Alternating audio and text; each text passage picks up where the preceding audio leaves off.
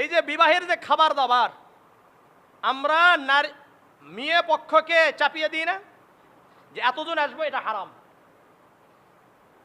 আপনি খাওয়াবেন। অলিমার দায়িত্ব কাদের? ছেলেদের।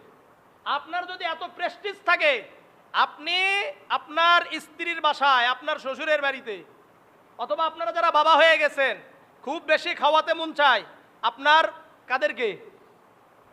আত্মীয় স্বজনদেরকে, পাড়া প্রতিবেশীদেরকে, ওখানে নিয়ে যা খাবার চাচ্ছেন, তাহলে কয়েক লক্ষ টাকা আগে পাঠিয়ে দিন, তাহলে হালাল হবে, না হলে হালাল হবে না। আল্লাহ বুঝার তৌফিক দান করেন। এই যে 200 জন যাবো আমরা, খাবারতে হবে, তারপরে খাওয়ানোর মধ্যে কি কি দিল আর কি কি দিল না, এটা নিয়ে আবার কি আছে, কানা ঘোষা আছে কি নাই?